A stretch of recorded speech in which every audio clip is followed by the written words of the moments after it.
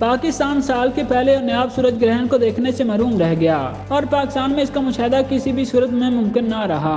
लेकिन इसकी क्या वजूहात हो सकती हैं कि पाकिस्तान में साल का पहला लेकिन कदर नायाब सूरज ग्रहण देखना मुमकिन न था। तफसीलात के मुताबिक महकमा मसनूआत पाकिस्तान ने इनकी वजूहात बयान करते हुए बताया है कि पाकिस्तान में मकामी वक्त के मुताबिक सूरज ग्रहण का आगाज सुबह 6:34 पर हुआ। धीरे धीरे सूरज को ग्रहण लगते हुए 7:37 पर मुकम्मल हो गया और 9:17 पर सूरज ग्रहण अपने अरूज पर था। लेकिन ये वक्त था जब सूरज मुकम्मल तौर पर अपनी आबोताब पर नहीं था और क्योंकि ये एक हाइब्रिड सूरज ग्रहण था तो इसने इस वीरानी में उम्मीद सूरज ग्रहण की तरह नजर नहीं आना था। बाद 11:59 पर सूरज ग्रहण का इख्तिताम हो गया। इस मंजर को जनूब मशरकी एशिया, ऑस्ट्रेलिया, बैरल के तराफ ममालिक और अंटार्कटिका में देखा गया, जबकि यूरोप और अमेरिका इससे महरूम रहे।